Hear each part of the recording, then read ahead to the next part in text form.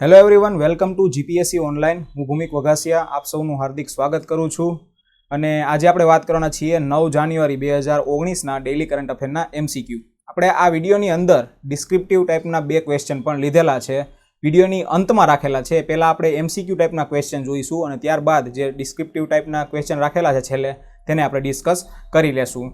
અને આ રીતની મેથડ તમને જો યોગ્ય લાગે, ભણવામાં તમને ઇઝી પડે આવડી આ મેથડ, તો તમારે કમેન્ટ બોક્સની અંદર તમારી કોમેન્ટ જરૂરથી લખવાની છે। એટલે પૂરો વિડીયો ધ્યાનથી જુઓ। અને વિડીયો શરૂ કરતાં પહેલાં કાલે આપણે એક બંધારણનો ક્વેશ્ચન લીધેલો હતો કાલના વિડીયોમાં, તો આપણે એનો સાચો જવાબ મેળવીએ। પ્રશ્ન એવો હતો કે વિવિધ દેશોના બંધારણમાં ફેરફાર કરવાની ડિફિકલ્ટીની બાબતમાં કયો ક્રમ સાચો છે, એટલે કે કયા દેશનું બંધારણ વધુ રિજિડ છે બીજા દેશની સાપેક્ષે। તો જે સી ઓપ્શનમાં ક્રમ આપેલો છે અમેરિકા, ત્યારબાદ આવશે ભારત અને ત્યારબાદ આવશે ઇંગ્લેન્ડ, તો આ એ ક્રમ સાચો જવાબ છે। જોઈએ કરંટ અફેરનો પહેલો પ્રશ્ન, હરિવર્ષનમ એવોર્ડ કયા રાજ્યની સરકાર દ્વારા આપવામાં આવે છે? તો હરિવર્ષનમ એવોર્ડ છે તે કેરાલા રાજ્યની સરકાર દ્વારા, ઓપ્શન બી કેરળ રાજ્યની સરકાર દ્વારા આપવામાં આવે છે। અને આ વર્ષનો હરિવંશનમ એવોર્ડ છે તે કોને એનાયત થયો છે? તો કે પિક્ચરમાં જે મહિલા દેખાડેલ છે, પ્લેબેક સિંગર છે જેનું નામ છે પી સુશીલા, તેને આ વર્ષનો હરિવર્ષનમ એવોર્ડ એનાયત થયો છે, કેરળની સરકાર દ્વારા આપવામાં આવે છે। ઇનામની રાશિ શું છે? તો કે 1 લાખ રૂપિયાનું રોકડ ઇનામ અને એ ઉપરાંત સિટેશન પણ આપવામાં આવશે, એટલે કે પ્રમાણપત્ર આની અંદર આપવામાં આવશે। હવે આ એવોર્ડ કઈ જગ્યાએ પ્રદાન કરવામાં આવે છે અને કઈ તારીખે પ્રદાન કરવામાં આવે છે? તો એક તારીખ આની ફિક્સ હોય છે, ઉત્તરાયણના દિવસે 14 જાન્યુઆરીના રોજ આ એવોર્ડ વિનરને આ એવોર્ડ છે તે સબરીમાલા સનિંધનમ કરીને મેઇન મંદિર આવેલું છે, એટલે કે જે મંદિર છે મેઇન મંદિર, ત્યાં આગળ આ મહિલાને, આ જે પી સુશીલા છે પ્લેબેક સિંગર, તેને આ એવોર્ડ પ્રદાન કરવામાં આવશે 14 જાન્યુઆરીના રોજ। ત્યાર પછીનો પ્રશ્ન જોઈએ, યુનિવર્સિટી ઓફ કલકત્તા દ્વારા ડી.લિટની ડિગ્રીથી કોને સન્માનિત કરવામાં આવ્યા? તો યુનિવર્સિટી ઓફ કલકત્તા દ્વારા આ જે ડી.લિટની ડિગ્રી છે તે આપવામાં આવી ગોપાલ કૃષ્ણ ગાંધીને, પિક્ચરમાં જે દેખાડેલા છે ગોપાલ કૃષ્ણ ગાંધી। યુનિવર્સિટી ઓફ કલકત્તા નામ ઉપરથી ખબર પડે કલકત્તા સિટી છે, તો ક્યાં આવેલી હશે? તો કે પશ્ચિમ બંગાળમાં। અને પશ્ચિમ બંગાળના ગોપાલ કૃષ્ણ ગાંધી છે તે પૂર્વ ગવર્નર પણ રહી ચૂકેલા છે। અને આ ડી.લિટની ડિગ્રી આ કોઈ અભ્યાસ કરીએ ત્યારબાદ આપવામાં આવે છે એવી ડિગ્રી નથી। આપણે કોઈ પીએચડીની ડિગ્રી હોય તો સ્પેસિફિક ફિલ્ડની અંદર તમે અભ્યાસ કરેલો હોય તો તમને પીએચડીની ડિગ્રી, આ તમારું અભ્યાસ કમ્પ્લીટ થાય ત્યારે આપવામાં આવે। તો આ ડી.લિટની ડિગ્રી છે માત્ર સન્માન છે, કોઈ પણ વ્યક્તિને પોતે કોઈ પણ ક્ષેત્રની અંદર સારું કામ કર્યું હોય તો તેને બિરદાવવા માટે ડી.લિટની ડિગ્રી વિવિધ યુનિવર્સિટીઓ દ્વારા આપવામાં આવે છે। અને જે યુનિવર્સિટી ઓફ કલકત્તા છે તેણે ગોપાલ કૃષ્ણ ગાંધીને આ ડિગ્રી એનાયત કરી છે। અને આ ડિગ્રી પ્રદાન કોના દ્વારા કરવામાં આવી? તો કે ત્યાંના જે સીએમ છે મમતા બેનર્જી, તેના દ્વારા ગોપાલ કૃષ્ણ ગાંધીને આ ડિગ્રી એનાયત કરવામાં આવી છે। હવે જે રાષ્ટ્રીય સદભાવના એવોર્ડ છે રાજીવ ગાંધીની યાદમાં દર વર્ષે આપવામાં આવે છે, જેણે સદભાવના ફેલાવવા માટે, શાંતિ ફેલાવવા માટે મહત્વપૂર્ણ કાર્ય કરેલું હોય એવા વ્યક્તિને દર વર્ષે આ રાષ્ટ્રીય સદભાવના એવોર્ડ આપવામાં આવે છે। તો ગયા વર્ષનો એવોર્ડ 2018નો જે એવોર્ડ છે તે ઓગસ્ટ મહિનામાં ગોપાલ કૃષ્ણ ગાંધીને એનાયત થયો હતો। તમારે કોમેન્ટ બોક્સની અંદર એ જણાવવાનું રહેશે કે આ કેટલામાં ક્રમનો રાષ્ટ્રીય સદભાવના પુરસ્કાર હતો। તો આ જવાબ છે તે કમેન્ટ બોક્સની અંદર જરૂરથી લખો। ત્યાર પછીનો પ્રશ્ન છે, હાલમાં જીમ યોંગ કિમે કઈ સંસ્થાના પ્રમુખ તરીકે રાજીનામું આપ્યું? તો જીમ યોંગ કિમ છે તેણે વર્લ્ડ બેંકના પ્રમુખ તરીકે રાજીનામું આપ્યું છે। પિક્ચરમાં આપણે જીમ યોંગ કિમને દર્શાવેલા છે। હવે આ રાજીનામું અત્યારે જાહેરાત કરી છે, ગયા મહિના એટલે કે ફેબ્રુઆરી મહિનામાં પોતે પદ નિયુક્ત થશે। અને ત્યારબાદ વર્લ્ડ બેંકના પ્રમુખ તરીકે કોણ આવશે? તો કે અત્યારના જે વર્લ્ડ બેંકના CEO છે કોણ છે? તો કે ક્રિસ્ટાલિના જ્યોર્જીવા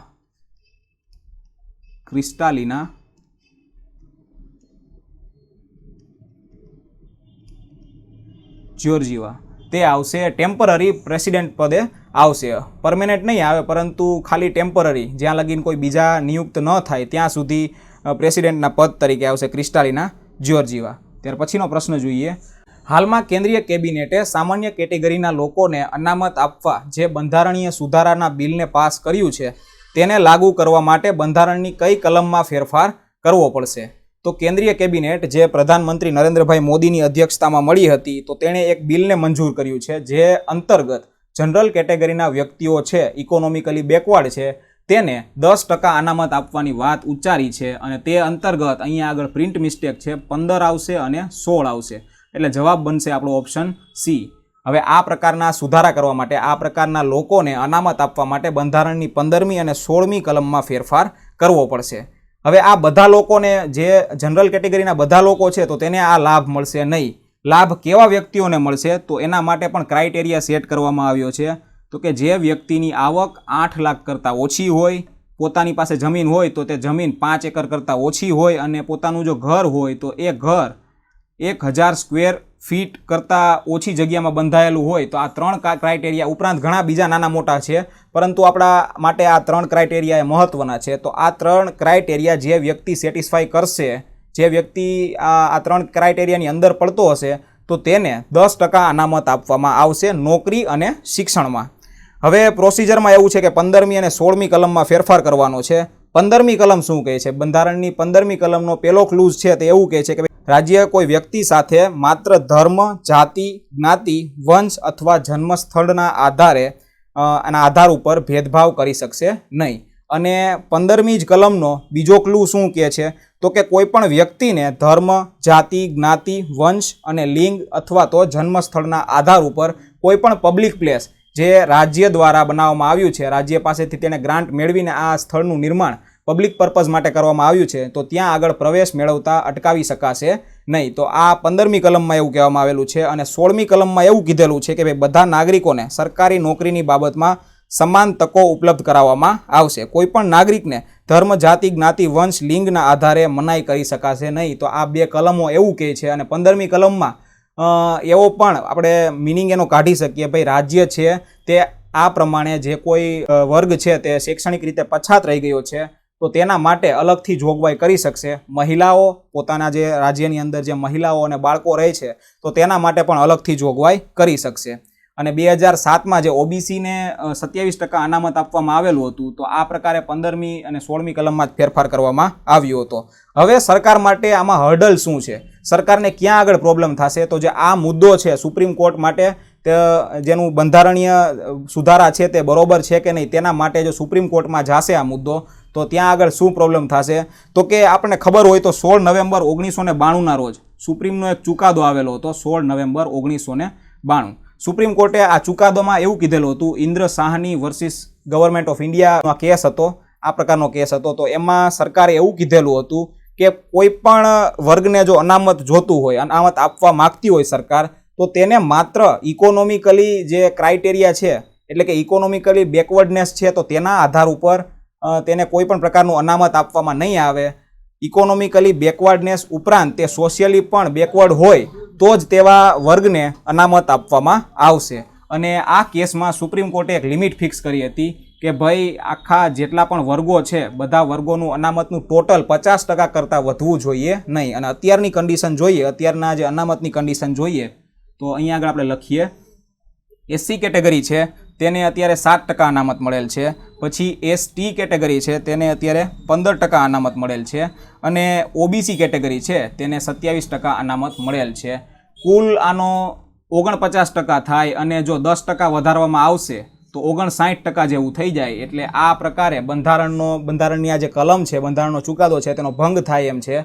એટલે આ એવું લાગે છે કે આ સરકારની આ જે સ્કીમ છે તે કોઈ રીતે લાગુ થઈ શકશે નહીં સુપ્રીમ કોર્ટ દ્વારા.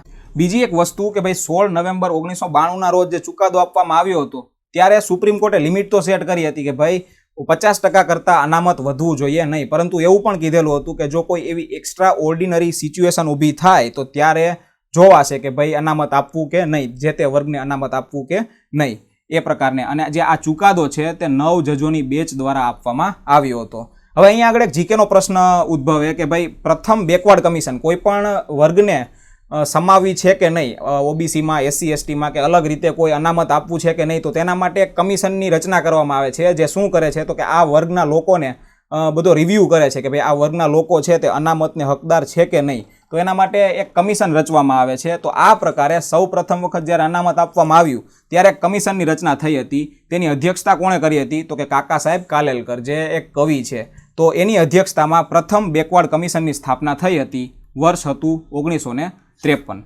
ત્યાર પછીનો પ્રશ્ન જોઈએ, સરકારે પોતાની કઈ બહુહેતુક યોજના હેઠળ રેર ડિસીઝ માટે વન ટાઈમ ફાઇનાન્શિયલ આસિસ્ટન્ટ આપવાની જાહેરાત કરી છે? તો સરકારે આજે આ રાષ્ટ્રીય આરોગ્ય નિધિ લખેલું છે, બી ઓપ્શન, તો આ એક અમ્બ્રેલા સ્કીમ છે સરકારની, એટલે કે બહુહેતુક યોજના છે, બહુહેતુક સ્કીમ છે. તો તેના અંતર્ગત વન ટાઈમ ફાઇનાન્શિયલ આસિસ્ટન્સ આપવામાં આવશે રેર ડિસીઝ માટે, એ પ્રકારની જાહેરાત કરવામાં આવી છે. અને આ કયા વ્યક્તિને મળશે આ પ્રકારનું વન ટાઈમ ફાઇનાન્શિયલ આસિસ્ટન્સ? તો કે જે વ્યક્તિ બિલો પોવર્ટી લાઇન છે તે વ્યક્તિને આ પ્રકારે એક વખત આવા રેર ડિસીઝ માટે સરકારી સહાય, સરકારી નાણાકીય સહાય મળશે. હવે રેર ડિસીઝ એટલે કે એવા રોગ જે ભાગ્યે જ જોવા મળે છે. કયા રોગ? તો કે અમુક રોગ છે, જેમ કે હાઇમોફિલિયા છે, પછી થેલેસેમિયા છે. અત્યારે બધાને ખબર છે થેલેસેમિયા ટેસ્ટ જરૂરી છે અત્યારે કરવો. બ્લડની અંદર થેલેસેમિયા છે કે નહીં, પોઝિટિવ, નેગેટિવ, માઇનર, આ બધું ડીપમાં છે, પણ આપણે ખાલી વાત કરી લઈએ તો કે કયા કયા જે રોગ છે તેને રેર ડિસીઝ તરીકે ગણવામાં આવે છે. આપણે બે નામ લીધા, હાઇમોફિલિયા, થેલેસેમિયા, સિકલ સેલ એનિમિયા, અને જે બાળકોની અંદર જોવા મળે છે ખાસ કરીને પ્રાઇમરી ઇમ્યુનો ડેફિશિયન્સી. તો આ પ્રકારના જે ઘણા બધા રોગ છે, પરંતુ આ 4 છે આપણે એક્ઝામ્પલ લીધા કે આને રેર ડિસીઝમાં આપણે સમાવી શકીએ. હવે આ રોગ એવા હોય છે કે બહુ મોટું પોપ્યુલેશન હોય, ભારતની અંદર ઘણી બધી વસ્તી છે, તો એમાં લગભગ 1 થી 5% અંદર આ પ્રકારે જે રોગ થાય. અને આ રેર ડિસીઝ કેવા હોય? તો કે આપણે જનરલી તાવ આવે તો તાવના લક્ષણો એક સરખા જ જોવા મળે છે. કોઈ પણ વ્યક્તિને તાવ આવે તો શું આવે? શરીર ધગે તેનું, પછી બીજી કળતર ને એવું બધું થાય. તો બધા વ્યક્તિમાં તાવ આવે ત્યારે આ જનરલ એના લક્ષણો છે કે ભાઈ તાવ આવે ત્યારે વ્યક્તિને આવું થાય. પરંતુ આ રેર ડિસીઝમાં કેવું થાય? તો કે વ્યક્તિએ આ રોગ છે તે અલગ અલગ અસરો ઉત્પન્ન કરી શકે છે કોઈ પણ વ્યક્તિની અંદર. અને આ રોગ છે રેર ડિસીઝ એટલા માટે કહેવામાં આવે છે કે અંદાજે 2000ની સંખ્યા હોય તો તેમાંથી એક વ્યક્તિમાં આ પ્રકારના રોગ જોવા મળે છે. તો હવે આવો રોગ જો કોઈ બિલો પોવર્ટી લાઇનવાળાને થયો હશે તો તેને સરકાર તરફથી વન ટાઈમ ફાઇનાન્શિયલ આસિસ્ટન્સ પણ આપવામાં આવશે. ત્યાર પછીનો પ્રશ્ન જોઈએ, દિલ્હી સરકારે નીચેનામાંથી કઈ યુનિવર્સિટી સાથે રિયલ ટાઈમ એર સ્ટડી માટેના MOU સાઇન કર્યા છે? તો દિલ્હીની સરકારે જે વોશિંગ્ટન યુનિવર્સિટી છે તેની સાથે રિયલ ટાઈમ એર સ્ટડી માટેના MOU સાઇન કર્યા છે. ડ્યુરેશન રહેશે આ પ્રયોગનું 18 મહિના સુધીનું. 18 મહિના સુધી બંને સાથે મળીને આ પ્રકારની સ્ટડી કરશે, જેમાં એર ક્વોલિટીને રિયલ ટાઈમ ઉપર મોનિટર કરવામાં આવશે. અને બીજું એ કે પોલ્યુશન ક્યાંથી ઉદ્ભવે છે, શું મેઇન કારણ છે તે ફાઇન્ડ આઉટ કરીને તેને સોલ્વ કરવાનો પ્રયત્ન કરવામાં આવશે. આપણને બધાને ખબર છે કે દિલ્હીની અંદર દેશમાં સૌથી વધુ પ્રદૂષિત સિટી હોય તો દિલ્હી છે, તો ત્યાં આગળ આ પ્રકારની એક્શન લેવી જરૂરી છે. અને તેના અંતર્ગત જ આ દિલ્હી સરકારે વોશિંગ્ટન યુનિવર્સિટી સાથે MOU સાઇન કરેલા છે. ત્યાર પછીનો પ્રશ્ન જોઈએ, ભારતીય ગાયોની પ્રજાતિને વૈજ્ઞાનિક ઢબે સંવર્ધન કરવા માટે કયું મિશન શરૂ કરવામાં આવ્યું છે? તો ભારતીય ગાયોની પ્રજાતિને વૈજ્ઞાનિક ઢબે સંવર્ધન કરવા માટે રાષ્ટ્રીય ગોકુલ મિશન, ઓપ્શન બીમાં જે લખેલું છે રાષ્ટ્રીય ગોકુલ મિશન, તે શરૂ કરવામાં આવ્યું છે. કઈ મિનિસ્ટ્રી દ્વારા તેને શરૂ કરવામાં આવ્યું છે? તો કે the ministry of agriculture and farmers welfare. આના દ્વારા આ મિશન શરૂ કરવામાં આવ્યું છે. અને આના અંતર્ગત જે ગાયોની પ્રજાતિ છે તેને વૈજ્ઞાનિક ઢબે સંવર્ધન કરવા માટેનો પ્રયત્ન કરવામાં આવશે. અને એના માટે ગોકુલ ગ્રામ કરીને એક જગ્યાનું સ્થાપના કરવામાં આવશે વિવિધ અમુક જિલ્લામાં કે પછી તાલુકામાં. તો આ ગોકુલ ગ્રામ નામના જે સ્થાન છે તેનું સ્થાપના કરવામાં આવશે, જેની અંદર પશુ સંવર્ધન કેન્દ્ર કાર્યરત થશે. હવે આ જે મિશન છે તેમાં 2 પ્રકારના એવોર્ડ પણ સરકાર દ્વારા જાહેર કરવામાં આવ્યા છે. કયા 2 એવોર્ડ? તો કે ખેડૂતો જેણે પ્રજાતિને વિકસાવવા માટે ઉત્કૃષ્ટ કાર્ય કરેલું હોય તો એવા અમુક ખેડૂતોને સિલેક્ટ કરીને તેને ગોપાલ રત્ન એવોર્ડ આપવામાં આવશે. આ વાર્ષિક એવોર્ડ છે, જ્યાં સુધી આ મિશન શરૂ રહેશે ત્યાં સુધી આ પ્રકારનો એવોર્ડ છે તે ખેડૂતને જો આ પ્રકારે સારું કાર્ય કરેલું હોય આ પ્રજાતિને વિકસાવવા માટે તો તેને આપવામાં આવશે. એવોર્ડનું નામ શું છે? ગોપાલ રત્ન એવોર્ડ. અને પછી કોઈ NGO હોય, ટ્રસ્ટ હોય, ગૌશાળા હોય અને તેણે આ સેમ કામ કર્યું હશે ગાયોની જાતિઓને વિકસાવવા માટેનું, તો તેને એક એવોર્ડ આપવામાં આવશે જેનું નામ છે કામધેનુ એવોર્ડ. કામધેનુ એવોર્ડ. અને પેલા એવોર્ડનું નામ છે ગોપાલ રત્ન એવોર્ડ. તો આ થઈ બધી વાત. ત્યાર પછીનો પ્રશ્ન જોઈએ, હાઉસિંગ ફાઇનાન્સ કંપની ગૃહ ફાઇનાન્સનું કઈ બેંક સાથે મર્જર થશે? તો હાઉસિંગ ફાઇનાન્સ કંપની છે ગૃહ ફાઇનાન્સ, તેનું બંધન બેંક સાથે મર્જર થશે. હાઉસ માટે, તમારે ઘર બનાવવા માટે લોન જોઈતી હોય કે બીજી કોઈ પણ પ્રકારની આસિસ્ટન્સ જોઈતું હોય તો ગૃહ ફાઇનાન્સ તેમાં હેલ્પ કરતું હતું. અને અત્યારે ગૃહ ફાઇનાન્સ છે HDFCની અંદરમાં, અને જો આ મર્જર છે તે એપ્રૂવ થઈ જશે તો બંધન બેંક અને ગૃહ ફાઇનાન્સનું એ એકબીજામાં વિલીનીકરણ થઈ જશે. અહીંયા બંને બેંકોના અહીંયા આગળ લોગો આપેલા છે અને તેની ટેગલાઇન પણ પિક્ચરમાં તમે જોઈ શકો છો. ત્યાર પછીનો પ્રશ્ન જોઈએ. ઉડાન સ્કીમ અંતર્ગત આંતરરાષ્ટ્રીય સેવાનો પ્રથમ રૂટ કયા શહેરના એરપોર્ટથી શરૂ થશે? તો ઉડાન અત્યાર સુધી હતી ડોમેસ્ટિક સેવા હતી, જેમાં ભારતનો નાગરિક હોય તે સસ્તા દરે કોઈપણ હવાઈ સેવાનો આ ભારતની અંદર જેટલી કાર્યરત છે તેનો લાભ લઈ શકતું હતું. પરંતુ હવે એક સ્ટેપ આગળ જઈને સરકાર તેને ઇન્ટરનેશનલ બનાવવા માગે છે અને અત્યારે આને એવું નામ અપાયું છે ICAS ઉડાન. ઉડાનનું પૂરું નામ શું થાય? તો કે ઉડે દેશ કા આમ નાગરિક. અને ICAS છે તેનું પૂરું નામ શું થાય? તો કે international air connectivity scheme. International air connectivity scheme આ છે ICASનું પૂરું નામ. હવે આ અત્યારે 6 રૂટ ઉપર બોલી લગાવવામાં આવી હતી. 6 રૂટ શરૂ કરવાના છે ગુવાહાટી શહેરથી. આ પ્રશ્નનો આપણે જવાબ લખ્યો નહીં. ગુવાહાટી શહેરથી આ આંતરરાષ્ટ્રીય સેવા છે તેનો શરૂઆત થશે. અને ગુવાહાટીથી 6 અલગ અલગ શહેરમાં 6 અલગ અલગ વિદેશના શહેરો છે તો ત્યાંની ફ્લાઇટ શરૂ કરવામાં આવશે માર્ચ મહિનાથી, જેમાં 2 રૂટ છે તેને મંજૂરી મળી ગઈ છે. કેમ કે આ 2 રૂટ ઉપર જ સૌથી વધુ એરલાઇન્સ કંપનીએ બોલીઓ લગાવી હતી. બાકીના 4 બીજા શહેરો છે ગુવાહાટીથી બીજા શહેરને કનેક્ટ કરતી ફ્લાઇટ, તો તેમાં કોઈ પણ બોલી લાગી છે નહીં, અત્યારે પેન્ડિંગ રાખવામાં આવેલું છે. આ જે 2 મંજૂર થઈ ગયા છે શહેર એ કયા છે? તો કે એક છે ઢાકા, ગુવાહાટીથી ઢાકા, અને બીજું છે ગુવાહાટીથી બેંકોક. આ બંને રૂટ છે માર્ચ મહિનાથી શરૂ થશે. અને જેની બોલી નથી લાગી અને ભવિષ્યમાં શરૂ થવાના છે તે છે કાઠમાંડુ, પછી કુઆલાલુમ્પુર, યાંગોન અને સિંગાપોર. તો આ બધી ફ્લાઇટ છે તે ગુવાહાટીથી ઉપડશે. અને બીજી વસ્તુ કે ભાઈ આ બંને રૂટ કઈ કંપની દ્વારા ઓથોરાઇઝ કરવામાં આવ્યા છે, કઈ કંપની આ બંને રૂટને ઓપરેટ કરશે, આ બંને શહેરોના રૂટને? તો કે સ્પાઇસજેટ કંપની છે તેને સૌથી ઓછી બોલી લગાવી હતી, એટલે તેને આ છે રૂટ તે મળેલા છે. હવે ગુવાહાટી આવેલું છે આસામની અંદર, તો કેન્દ્ર સરકાર છે મિનિસ્ટ્રી ઓફ એવિએશન તે શું કરશે? તો કે આ બંને રૂટ માટે, ઢાકાના રૂટ માટે 2370 રૂપિયા અને બેંકોકના રૂટ માટે 4400 રૂપિયાની સબસિડી આસામની સરકારને આપશે. તો અહીંયા આગળ જેટલા પણ આપણા MCQ પ્રકારના પ્રશ્નો છે તે પૂર્ણ થાય છે. હવે 2 આપણે વિડીયોમાં આગળ કીધેલું હતું કે ભાઈ ડિસ્ક્રિપ્ટિવ ટાઈપના પણ 2 ક્વેશ્ચન આપણે લીધેલા છે, તો તેને આપણે જોઈએ. એક પ્રશ્ન એવો છે, એક આખો મુદ્દો આપણે વણી લીધેલો છે. ધ હિન્દુમાં એક લેખ આવેલો હતો કે ભાઈ ધ IT એક્ટના કલમ નંબર 66A છે તેને લઈને પાછી તકરાર ઊભી થઈ છે. હવે આ શું છે તે આપણે આની અંદર આપણે જોઈશું. તો કે આ IT એક્ટનું જે કલમ નંબર 66A છે તે 2015માં સુપ્રીમ કોર્ટે રદ કરી નાખી હતી. આ 66A શું હતી? તો કે જે કોઈ પણ વ્યક્તિ છે તે કોમ્પ્યુટરથી કે મોબાઈલથી કોઈ પણ પ્રકારના ઓફેન્સિવ મેસેજ કરે છે, અથવા તો કોઈ ઓથોરિટી પોલીસને એવું લાગે છે કે ભાઈ આ વ્યક્તિએ ઓફેન્સિવ મેસેજ કરેલો છે, હકીકતમાં એણે કર્યો નથી, પરંતુ પોલીસને જો એવું જણાશે તો એ આની ધરપકડ કરશે અને તેની ધરપકડ અંતર્ગત સજા કેવા પ્રકારની થાય તે બધું આપેલું હતું 66A.